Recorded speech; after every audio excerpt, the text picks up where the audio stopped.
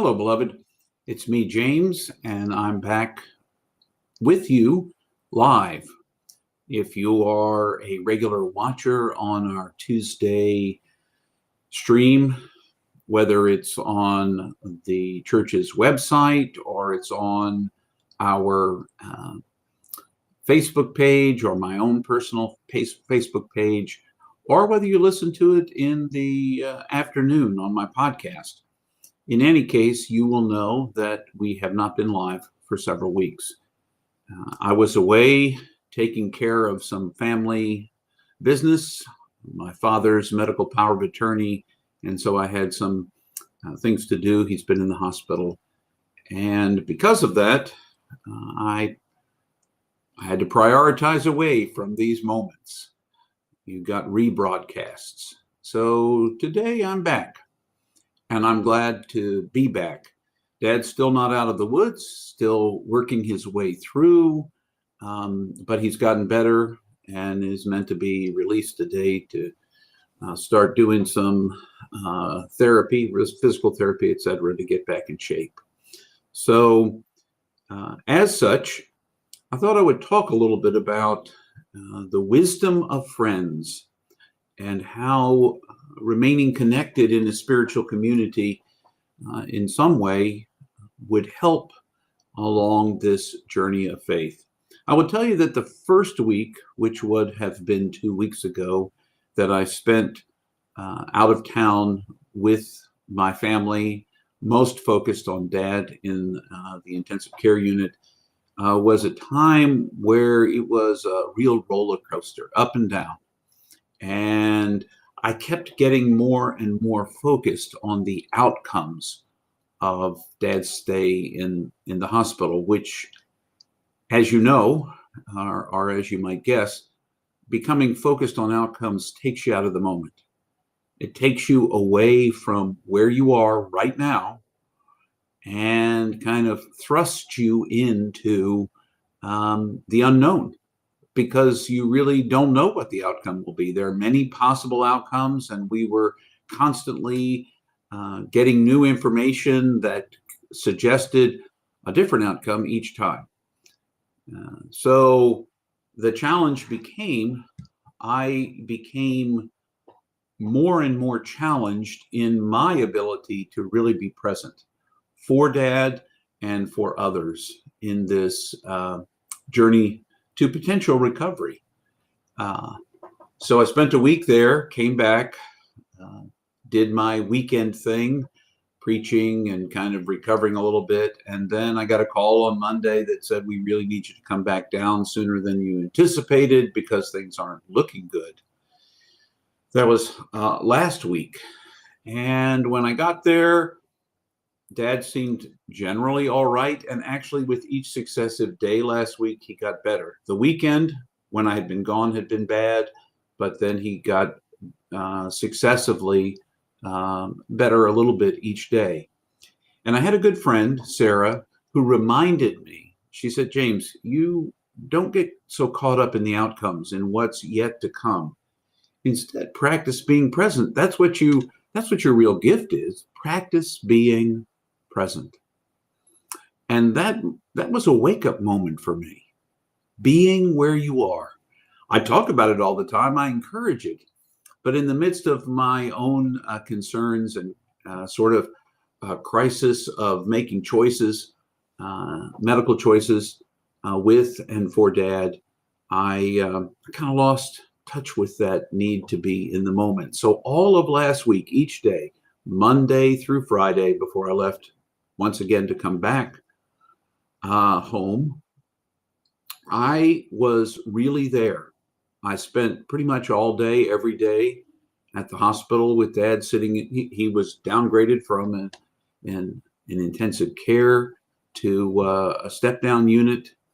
I spent a lot of time sitting with him, feeding him as necessary, and just sometimes sitting in silence, watching him nap, and sometimes having significant conversations.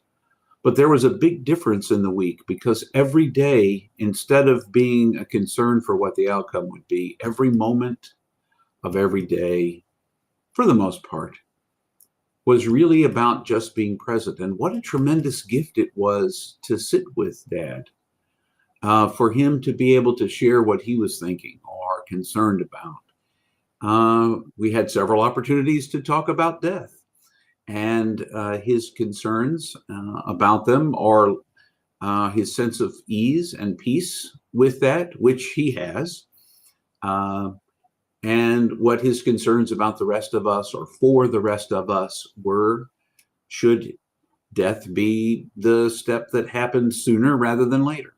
I mean, after all, we're all going there, as he reminded us. He was in no, he quipped with me, he was in no rush. He was not speeding it up in any way, but when it came, it came. So that time with Dad was a real gift.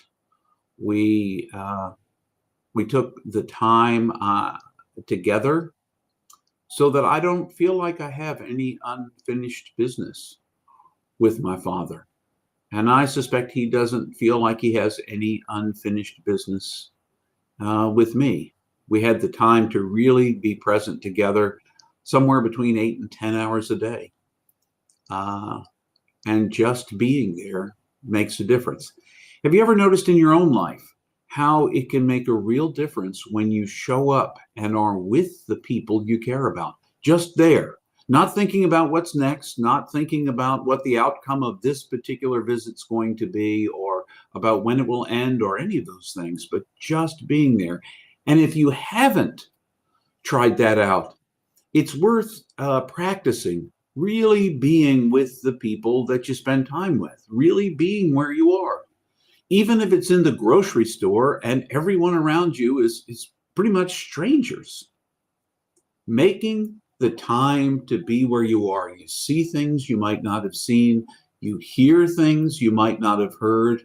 And instead of being reactive from moment to moment to moment, you have the opportunity to respond, to recognize this sentence Dad just said, I don't have to say anything back to. I can just receive it and appreciate it. And then no answer is necessary. Wasn't seeking an answer, just making a statement. And I think that's something perhaps most of us miss in this life. What would it feel like for you if you were really in the moment, especially with the people you love, but even with the people you don't even know? What would you see that you are quick to miss because you are speeding by? You're in your next destination, or you're in the outcome of this meeting you're in, rather than in the meeting itself, when you might even get clues as to better ways to engage right now. We live in a society that seems to invite us to a place of outcomes. What will the outcome be? And we measure things by outcomes. I mean, hospital outcomes in America are not even near the top of industrial nations in the world. And it's worth measuring that. But those outcomes come from each moment and careful choice that's made along the way. And what are the choices we're making in this moment? Without knowing what's going to happen, can you be really right here, making the best choice you can make right now? And if you can be, perhaps that will impact what the outcome is. But getting focused on the outcome alone makes you miss the moment.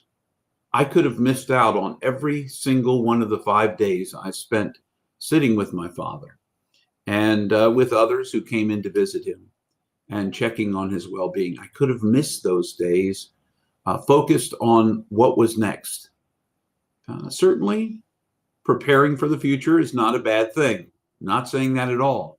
But getting so focused there that you miss now, I think, causes you to miss out on the beauty of this life we have to live and share together. So all I'm inviting you to do is to learn from my experience, if you will, of initially failing in my contemplative practice of being where I am and being reminded by someone.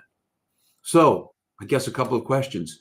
Do you have some people who can help you remember to be where you are? Remind you when you seem to get out of your skin into some unknown future or some uncertain reality in which you find yourself. Do you have friends? Do you have a community of people who are willing to call you out? That's worth it. It's worth finding people who care enough about you to call you out and remind you how to be present. Are you present when you get a chance? Are you practicing ways to be present when you're there? I will suggest to you that a simple meditation practice is worth the time of practicing being in the space. Seems like you're not doing anything at all, and you aren't. You're practicing being where you are without the need to do.